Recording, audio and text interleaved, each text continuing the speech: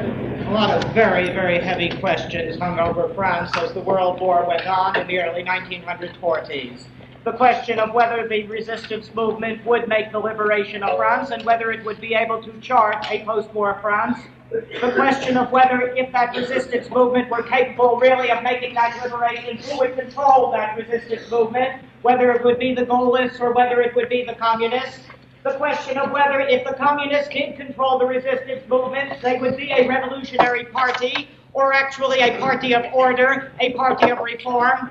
The question, if you please, and the very crucial one, of whether Vichyites, the ones, after all, who had made that counter-revolution, the conservatives and the reactionaries, would save their skins, whether they would protect themselves behind the back of de Gaulle and behind the back of the American occupation and worm their way into the Fourth Republic and eventually into the Fifth Republic.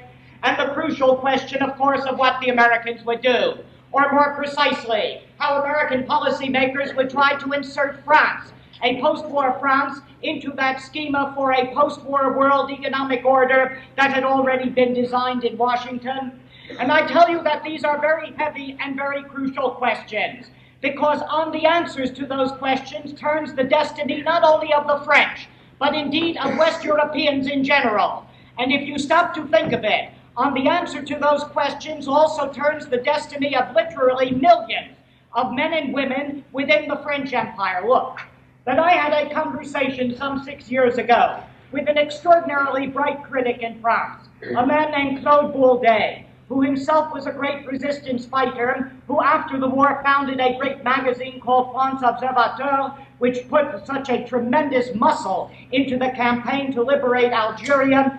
And Bouldet said to me one day, some 6 years ago, at the very time that the American government was committed to a military victory and solution in Vietnam, and Bouldet said to me, you see, if the French left had been able to install itself in power in 1945, if it had not been de Gaulle, if it had not been the Americans after de Gaulle, then you see everything would have been different, because we never would have blundered into that first Indo-Chinese War in 1946, which lasted all the way down until 54. There would have been a unified Vietnam, a government by Ho Chi Minh, and if that were the case, you would never be in Vietnam in the second of those wars.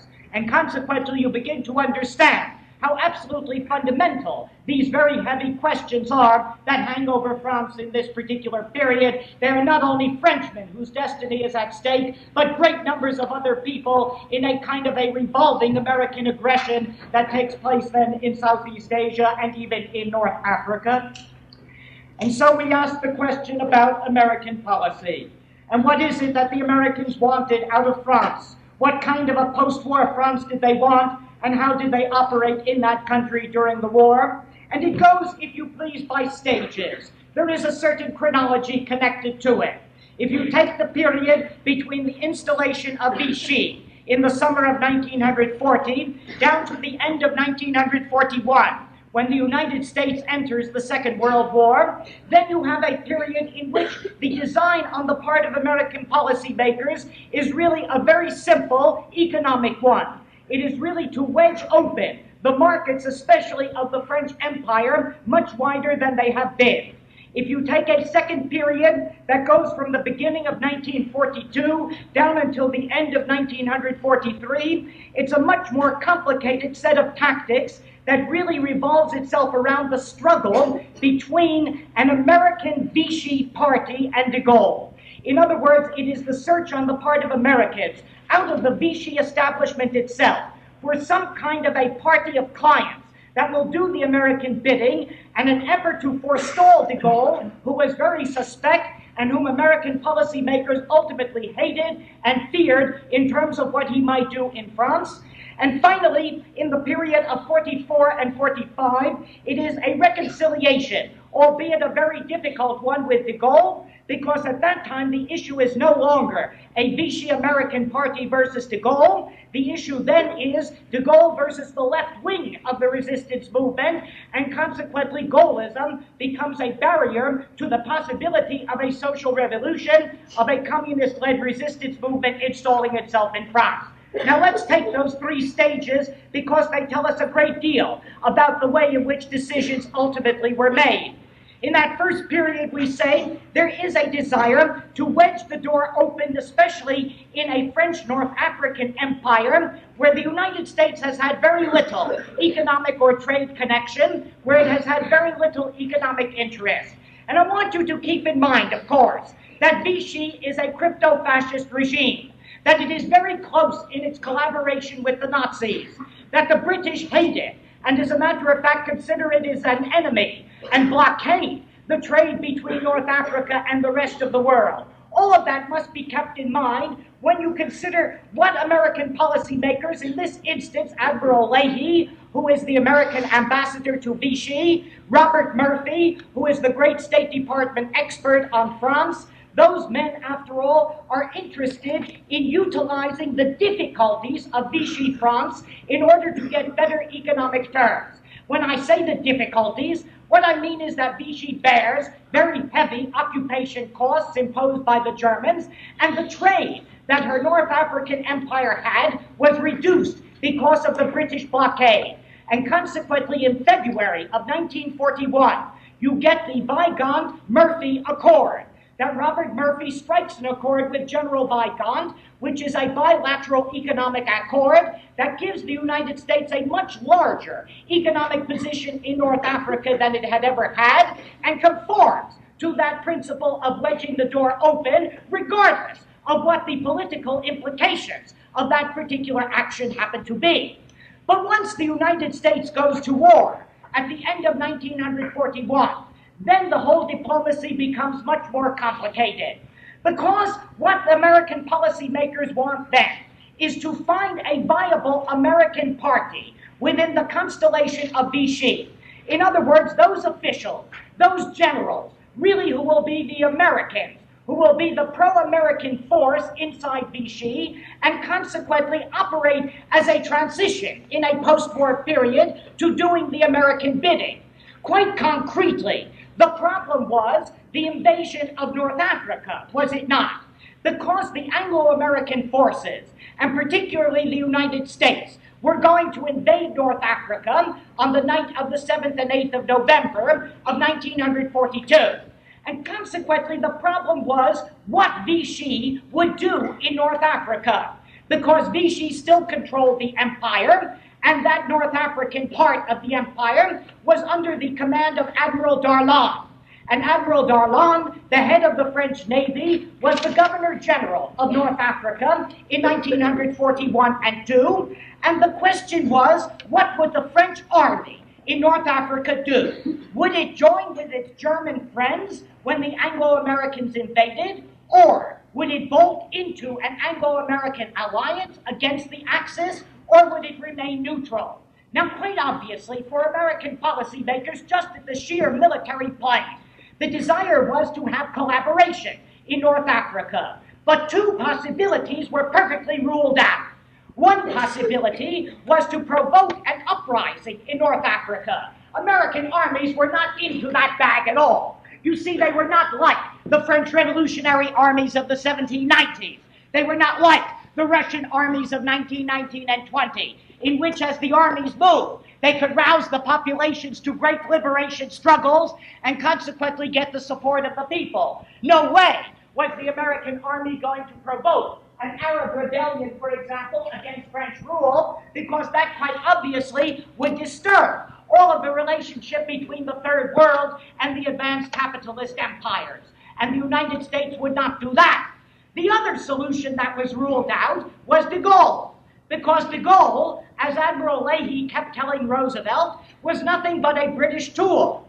And consequently, that Committee of National Liberation, which he established in London, and which was financed by the British, was considered to be a British ploy.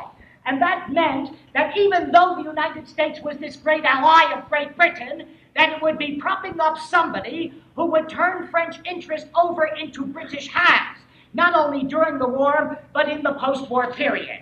The problem was to find good pro-Americans in Vichy, and that wasn't so difficult. Because you see, there is what is called a Vichy resistance. Well, a Vichy resistance is not really very admirable or idealistic.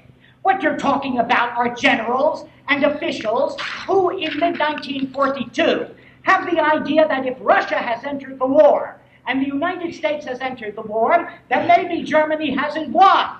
Maybe they've chosen the wrong side.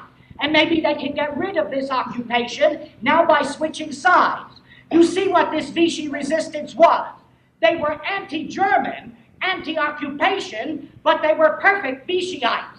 They believed in the national revolution in Vichy, they were reactionary, and suddenly they had the brilliant idea that if the Germans couldn't protect them, maybe the Americans could, and that's one of the most intelligent things they ever thought. And so it was that you get an industrialist, for example, like Jean Lemaitre-Dubray, who was a leader of this so-called Vichy resistance, he himself a great industrialist in vegetable oils, who constantly was telling his Vichy friends that the Americans will be our protection against de Gaulle, whom we don't trust, and against the Russians, who are dangerous, and against internal revolution. And this Lemaitre-Dubray, as a matter of fact, as late as July of 1944, was in Lisbon, dealing with German intelligence agents and American intelligence agents, trying to bring about a negotiated peace between the United States and Germany so that the two friends of the Vichyites somehow would make a cordon sanitaire against the Russian armies. And that was broken up only when Ribbentrop found out about it and told German intelligence not to negotiate upon this score at all. Well, the Americans looked in that kind of milieu, and to look is to find. And consequently, the American general, Mark Clark, and Robert Murphy went into the Vichy area and found a French general named Henri Giraud, G-I-R-A-U-D. And Henri Giraud had been taken prisoner by the Germans during the short war, escaped, was back in Vichy, a perfect imbecile.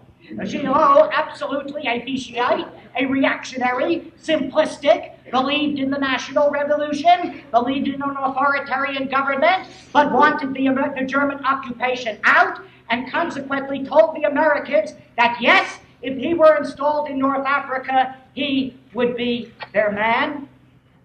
But Giraud was the ace up the sleeve, because there still was Darlan in North Africa.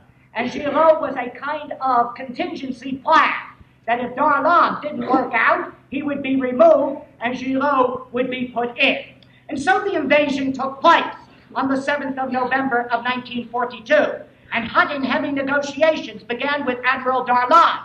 And he wasn't anxious to join the Allied side. He hated the British, first of all. It was one of those Anglophobes born that way, and consequently really couldn't stand the whole British imperial drive. Secondly, didn't want to jeopardize that sovereignty of Vichy, which he might do if he joined with the Allied side. And so he was almost tempted to go into the war on the side of the Germans, but three things forced him out of that.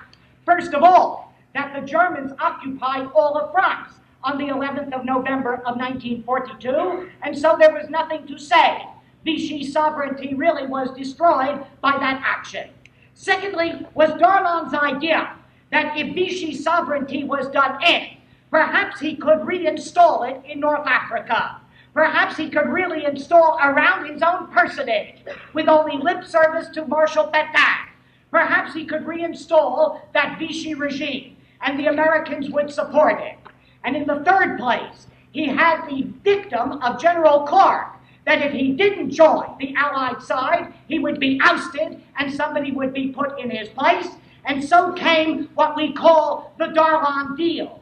And the Darlan deal was consummated on the 22nd of November of 1942, that astonishing act in which American policymakers strike an accord with an absolutely pro-Nazi French Vichyite, Admiral Darlan. And the accord is that the United States recognizes the sovereignty of Darlan in North Africa, recognizes his rule there, will outfit his French army, in return for which Vichy goes to war against the Axis. Now that, after all, has a lot of implications if you stop and think about it. For Darlan, of course, it is perfect. he can set up his little Vichy regime. And so he organizes what's called the Imperial Council. He himself is called the head of the French state in North Africa. And the Imperial Council is composed of Vichyites, of those who left the mainland of France, those who be picked up in North Africa, people like General Bergeret, for example, who had been the Minister of Aviation in Vichy, General Giraud, who is now flown down into North Africa to join this Imperial Council, and that Imperial Council keeps intact all of the legislation of Vichy, including the anti-Semitic laws. All of that is intact. Secondly, for Darlan, there is the idea that somehow the Americans will always protect a regime of that sort if they can claim that it keeps communism from coming to power. And third, the implication is very rich for us because it shows prototypically the kind of regime that American policymakers rather liked, that they installed them because they were safe, because they were predictable. And yet there's something strange about this Darlan, that somehow he is a bit too independent, and consequently you can't trust him, and he is a megalomaniac, and he likes power, and then it's manna from heaven. Only a month after the Darlan deal of November 22nd, on Christmas Eve, if you please, of 1942, Darlan is assassinated. Now, he is assassinated by what were called right-wing terrorists. But the right-wing terrorists were picked up and executed the next morning. They were never interrogated. We have no idea of who they were. And if you're as suspicious as I am, then you think that either the British did it because they detested Darlan, or the Americans because they weren't quite sure about him. That we don't know. What we do know is that the Imperial Council met immediately after the assassination of Darlan, and they thought they would put in his place General Bergeret, and Dwight Eisenhower came with a message directly from FDR and said, no, it will have to be Giraud, and General Giraud became the head of the French state in North Africa, and all was well. With one slip, that Giraud had no support among any French group. And that made it a little bit embarrassing. And that if it was the resistance after all, the leader of the resistance, certainly outside, was Charles de Gaulle. And it was de Gaulle's Committee of National Liberation, which had gotten at least lip service from all of the resistance groups inside France by the beginning of 1943. It was de Gaulle who had captured the imagination of French resistance people inside, and it was de Gaulle even who had the support of rank-and-file citizens and soldiers in North Africa. You had to do that terrible thing of deal with de Gaulle. And that the Americans didn't want to do.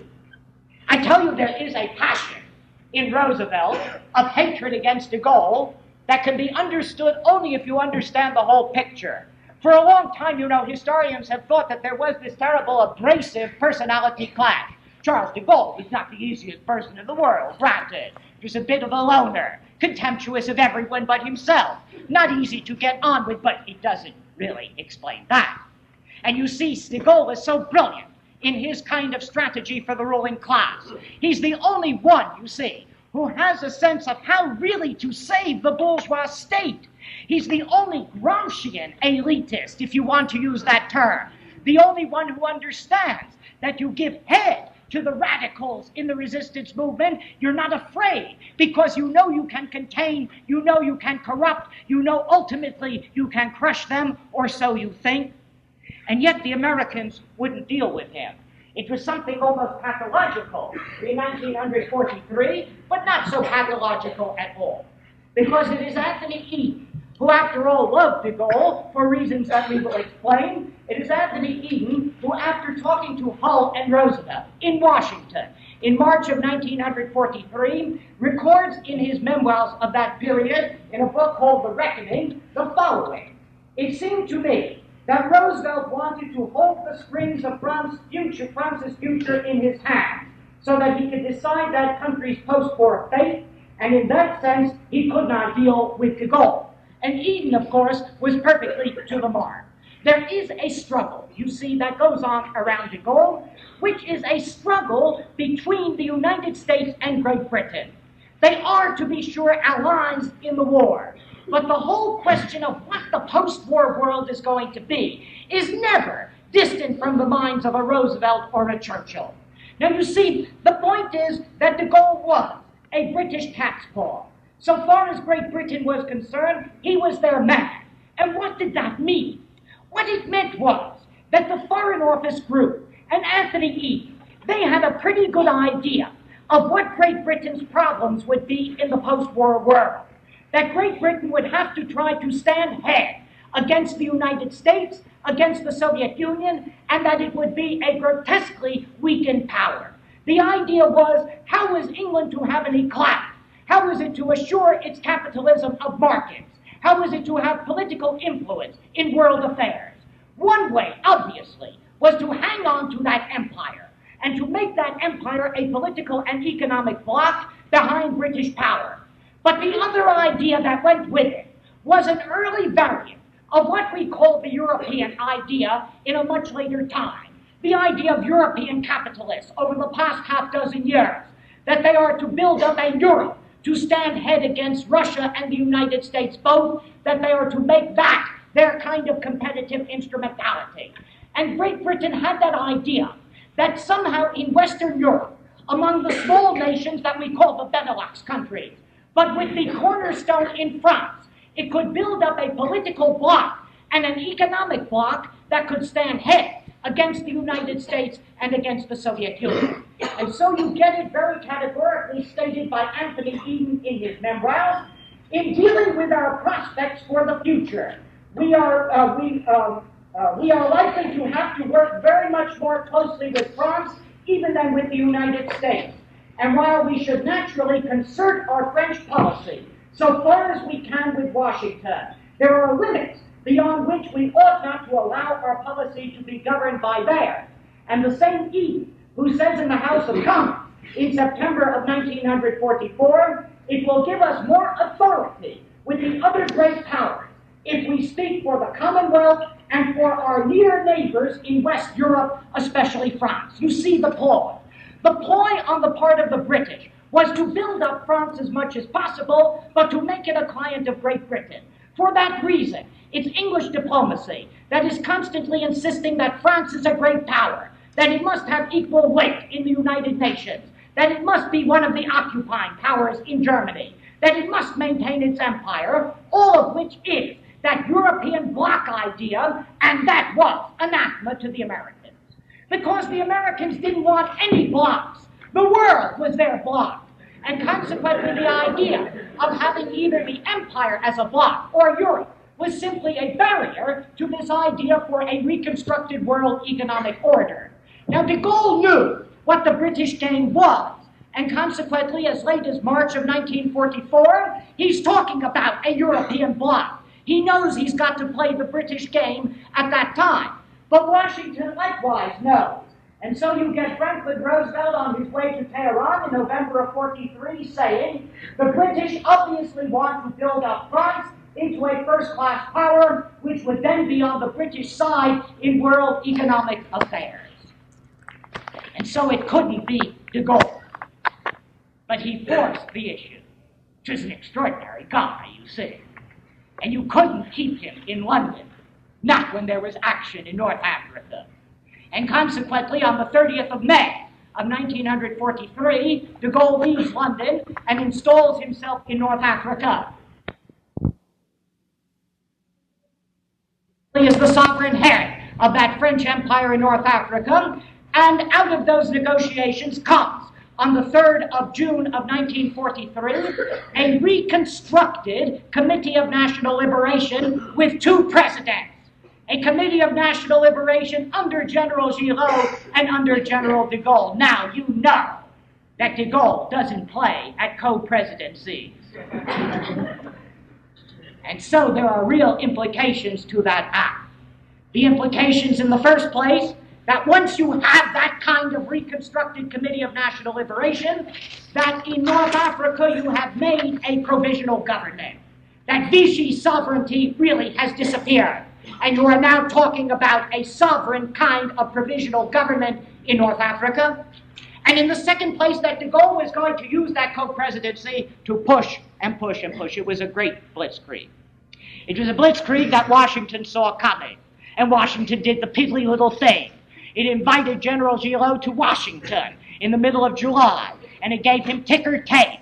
And it drove him all around. And it called him the leader of the Free French, and so forth. But meantime, back in Algiers, de Gaulle was stripping Giraud of all possible powers, giving him honorific titles, pushing him off into a corner, not telling him when the committee was meeting, and consequently, poor Giraud.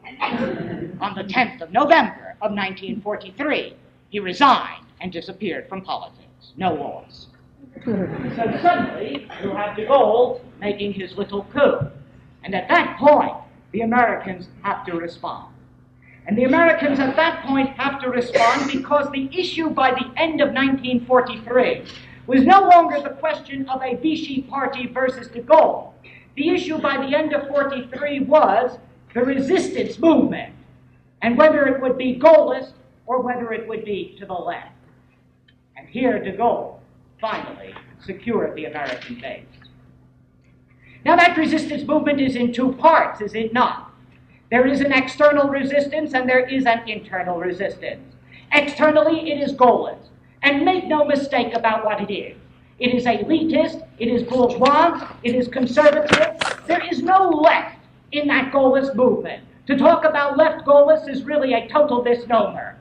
What you're dealing with is a de Gaulle who wants the politics of no politics, who talks about a patriotic party. In other words, that there must be no division in this resistance movement, which means that there can be no demand from below.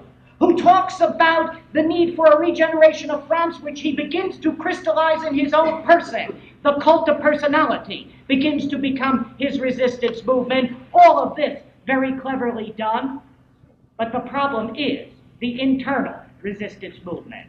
Because here the force of de Gaulle is very, very narrow. There are very few Gaullists, really, in that sense, in that elitist sense of old Vichy generals and officials inside France. The resistance inside France is to the left, and it is to the left around the Communist Party, that the Communist Party is the fulcrum of the resistance movement. And once the line changed, as it did in June of 42, the communist resistance was magnificent. You, after all, have to think about this.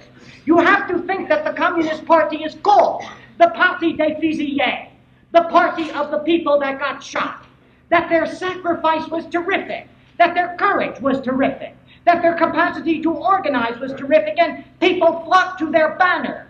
Workers did, and intellectuals did, and the young did, and women did, and all kinds of people who thought in terms of another liberated society. And these communists had the biggest of the armed forces in the resistance. They had the FTP, the Francs-Tireurs Partisans, the Francs-Tireurs, the Free Firers and Partisans, the FTP, which became the largest and the most aggressive of the armed sectors of the resistance movement.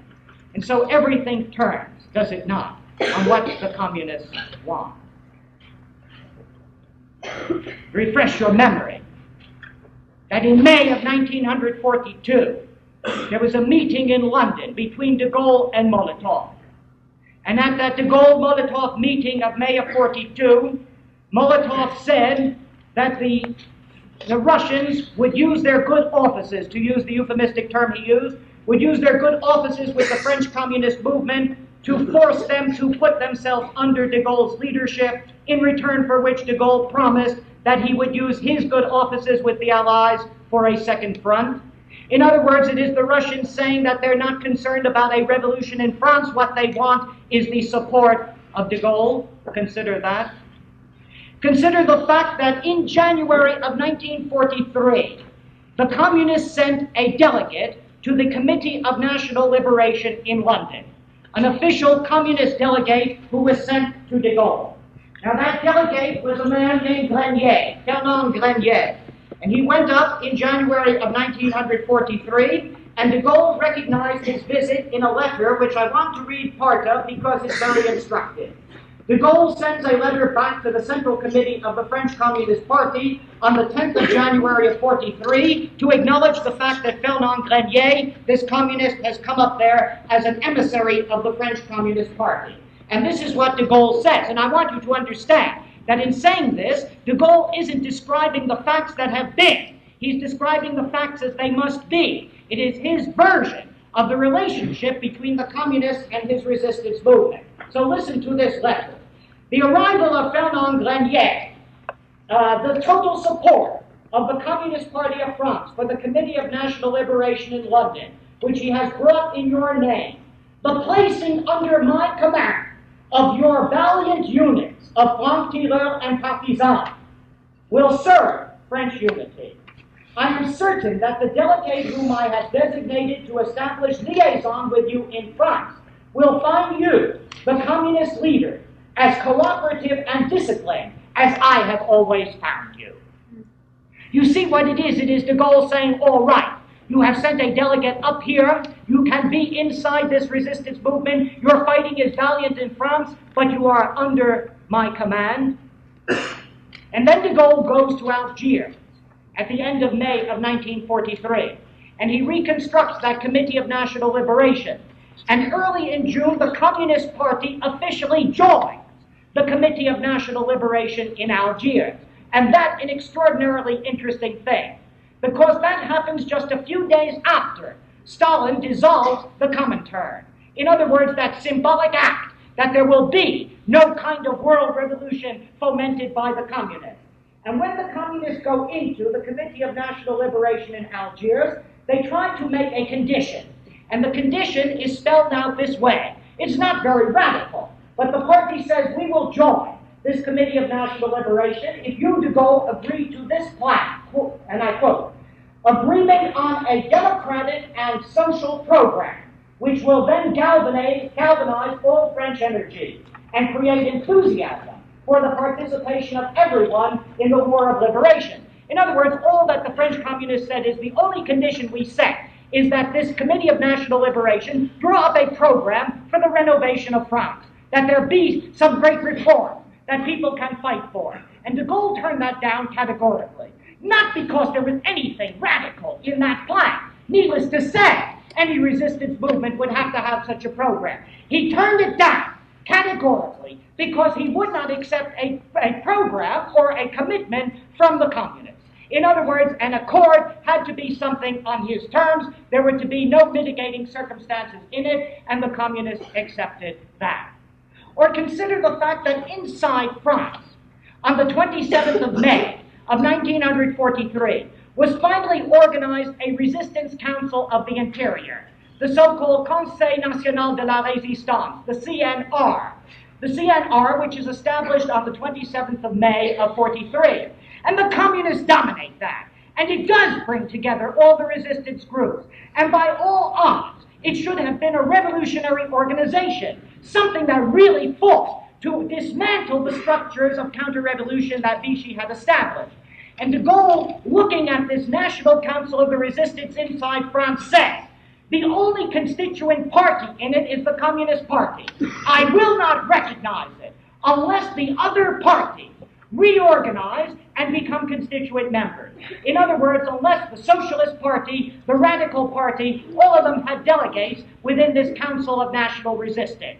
And consequently, the communists debated that, they opposed it at first, and listen to what Dr. Duclos, who was then the head of the French Communist Party inside France, since Torres was in Moscow, Duclos writes a little history of the resistance called La PCF dans la Résistance, in which he explains why the communists accepted that rather incredible condition that de Gaulle set. It is a fact, writes Duclos, that in France, political life has traditionally been expressed in the great parties, which are the specific fact of bourgeois democracy. Apoliticism and the condemnation of parties have always gone hand in hand with reaction. In other words, it's Duclos saying, well, that's the democratic way to have this kind of contractual relationship among parties. What in effect the communists are saying when they accept this is that the National Council of the Resistance inside France will not be a revolutionary organ, it will be a contract among those old parties that you will restore that kind of bourgeois party system after the resistance. Now, all of that means that the communists, if they were in the vanguard of the resistance, showed in 1943 rather categorically that they were not out, at that point at any rate, to launch a social revolution. But de Gaulle, you see, used the communist threat with the Americans. And the Americans, toward the end of 1943 and the beginning of 44, not understanding a great deal about the inner workings of these things, the Americans, after all, saw that the resistance movement was growing, that the network of the resistance was spreading all over France, that the communists had the greatest armed force inside the resistance movement. They began to get scared, and de Gaulle played on this.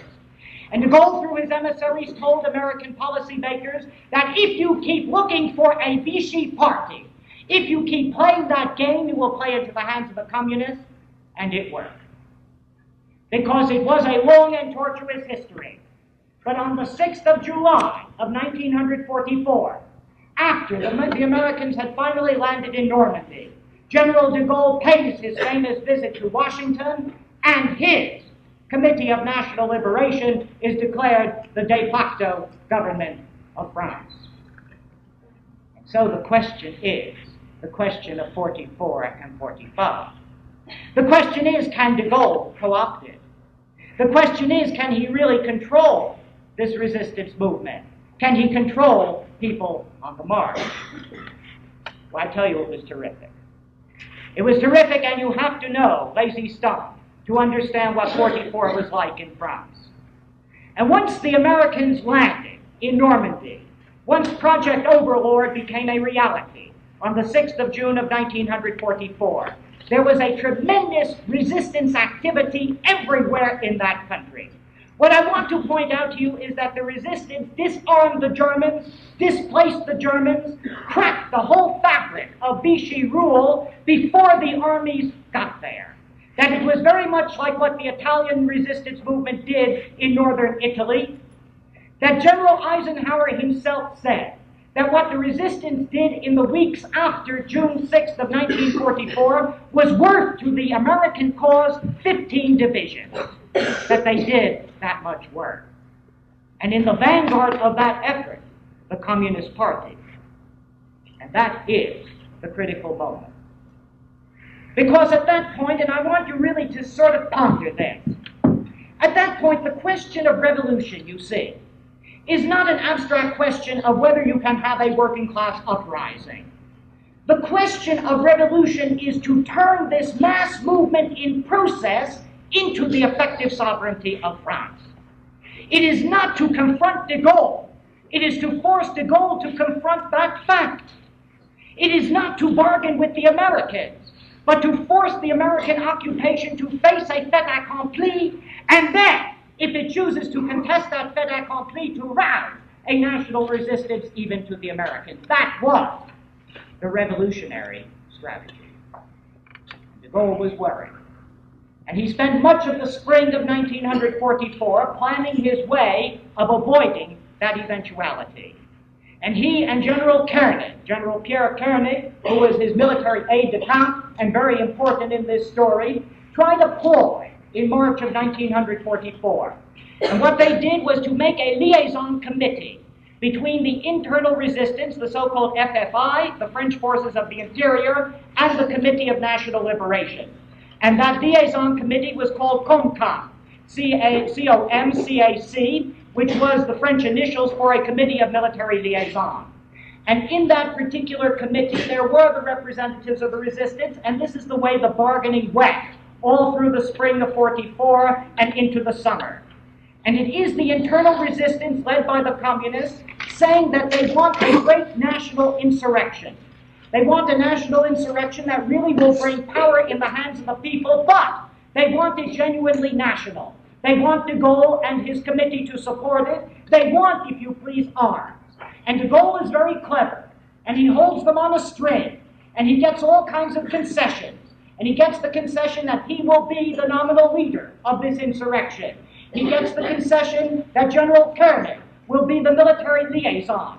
All kinds of concessions, and then the military aid is never forthcoming. and this liaison committee goes out of existence. And so comes the invasion of the 6th of June of 1944. And de Gaulle at this particular time is pretty worried, but he thinks nonetheless that he may have to use a national insurrection. And note this well, because it's one of the revealing parts of the story, that he doesn't really trust the Americans, and for good reason. That as late as the summer of 1944, American policymakers like Leahy were still talking about the possibility of restoring Petain after the war, still talking about the possibility of getting a Vichy-style government. No, de Gaulle would make the great risk. He might even try to use a national insurrection. The problem was, it was bigger than he thought. And that insurrection broke out in August of 1944. And it is the Great Liberation Revolt in the city of Paris. And Paris had been like a kind of beehive. It had hummed with resistance activity all through the summer. And there is the 14th of July of 1944. And there are 100,000 people who demonstrate under the noses of the German occupation in the city of Paris.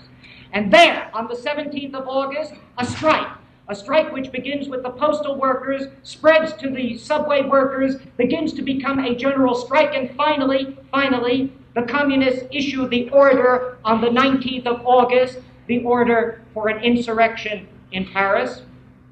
And that insurrection, they thought, would simply oust the German troops there and would coordinate with the American troops that were coming, that were only 25 miles from Paris. But you see, it was out of hand. And this is part of the story that it is really very, very difficult to grasp. That parties don't control mass movements once they get rolling. That this mass was fantastic in the days between the 19th of August and the 25th. That what it did really was to disarm the Germans and drive them out. And it took quarter after quarter in the city of Paris. And de Gaulle suddenly got worried and used his best trump card. And he went to Eisenhower. And he said that the Americans had best rush into Paris.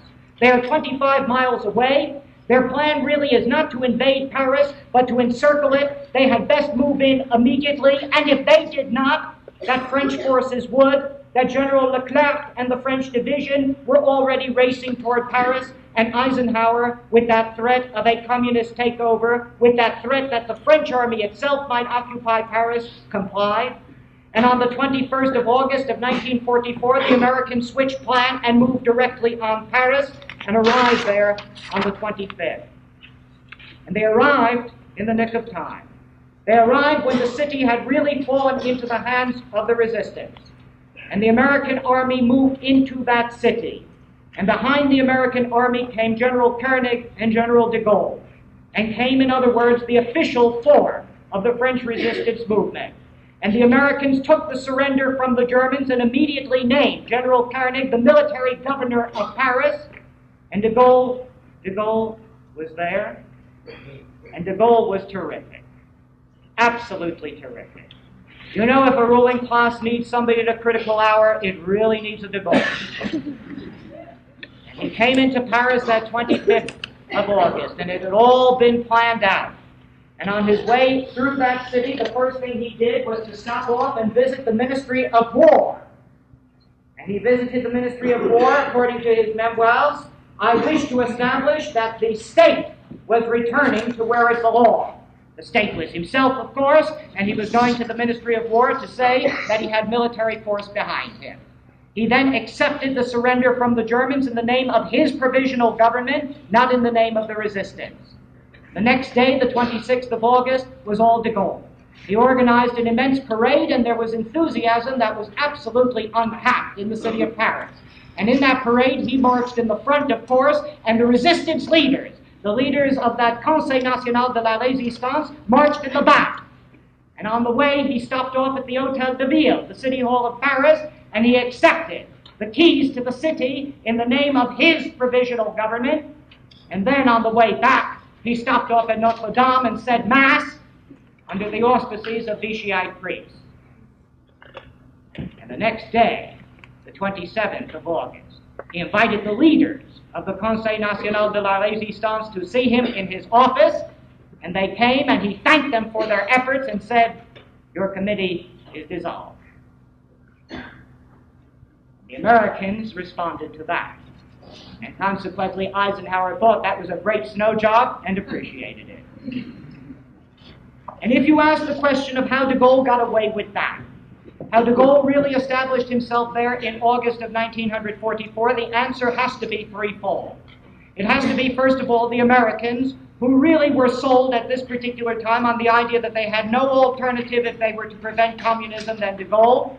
And Eisenhower recognized de Gaulle as the civil authority in France on the 26th of August and gave him, as a matter of fact, a French division in order to keep order inside the country.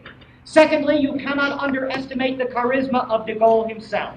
That de Gaulle was incredible. You know, if you have ever seen that man on television, if you have ever heard a speech of his, it really is mesmerizing. There is that kind of long, equine face. There is that kind of strange lift to the heavens. There is that kind of resonant voice talking about La France éternelle and so forth, until finally you believe all of that crap. And you have this notion, after all, that what Gaullist nationalism is really adds up to a program that charisma was terrific in August of 1944. But don't underestimate the role of the communists, and this is the point.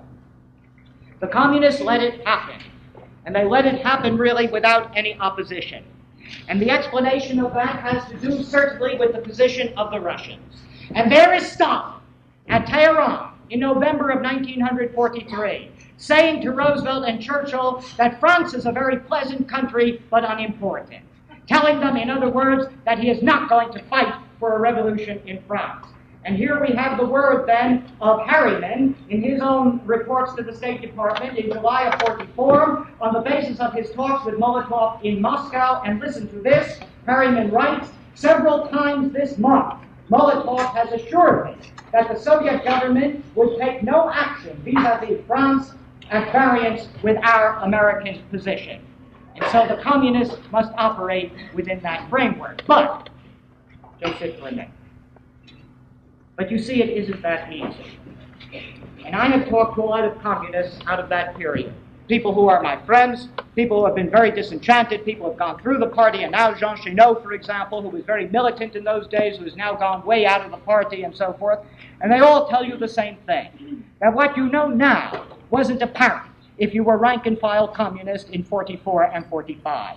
That mass of communists, the people that kept pouring in, did not think the French Communist Party was not hell-bent on a revolution and was going to sell it out.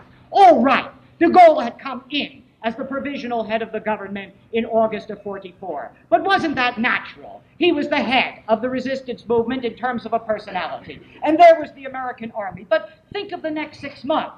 Think of those last 6 months of 1944. The position of the Communist Party becomes stronger. Its membership doubles. L'Humanité is the biggest newspaper in all of France. People pour into the unions that are communist-run. It is a real force. And it still has armed militia. It still has these milices patriotiques. It still has its weapons. And consequently, it still is, presumably, a force for revolution. And it's cut off from Moscow. And that is terribly important. And here is Jacques Duclos, who, after all, is acting as the head of the party inside France at this particular time, addressing on the 27th of October of 1944, addressing the Central Committee and saying that we have militia and we have weapons and we will not give them up. The next day, the 28th of October of 44, de Gaulle declares the militia dissolved and insists that the weapons be given up, and interior in the French Communist Party circulates the order that we will not have our own militia and we will not have our own weapons. And he orders that the militia be dissolved and that the communists give up their guns. And the explanation of that, well, obviously Tolles had word from Moscow. And you must coordinate that action of the 27th of November with what takes place on the 2nd of December of 44. Because on the 2nd of December, de Gaulle is in Moscow. And when he is in Moscow, he makes a bilateral accord, the famous de Gaulle-Stalin Accord of the 2nd of December of 1944. And according to that accord, each of those powers, de Gaulle and his provisional government, the Soviet Union, will support the other diplomatically against the pressures of the Americans. In other words, it is de Gaulle's support for Russian aims in Eastern Europe, and it is Moscow's support for de Gaulle in France. And after that, it's all downhill. Because at that particular point, Torres really goes into high form. And he tells the Central Committee of the Communist Party in January of 1945, the task of the liberation committees all over France is not to administer, but to help those who administer. They must organize the masses to support the provisional government of de Gaulle. In other words, that the party will now really stand foursquare behind de Gaulle, and that policy is followed by the famous policy of the battle for production. And note it well, because it tells you everything about this interstitial period.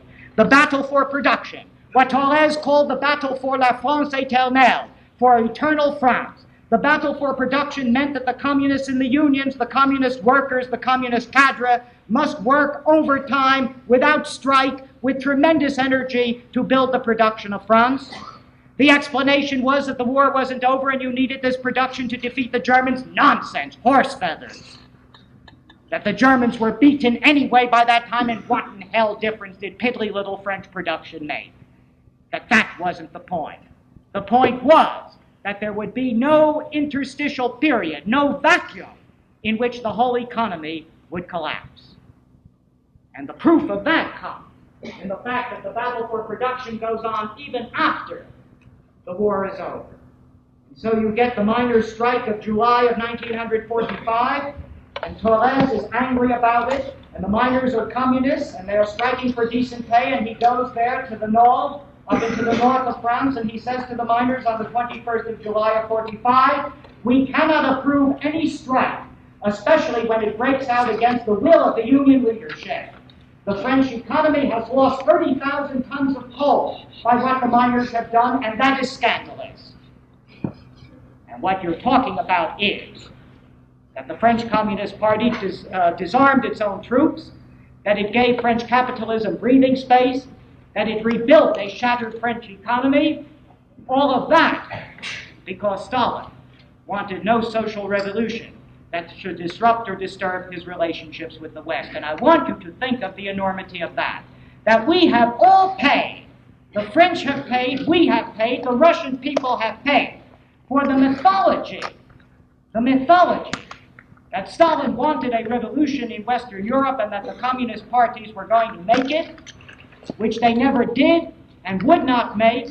And for that mythology, we've had the war state, and we've had aggression, and we've had Cold War, and we've lived in a state, really, of a kind of intellectual and moral paralysis. All for that fantastic, magnificent myth. It never was, it could have been, but it never was to be. And I want you to think about that and see really what it is you've been sold.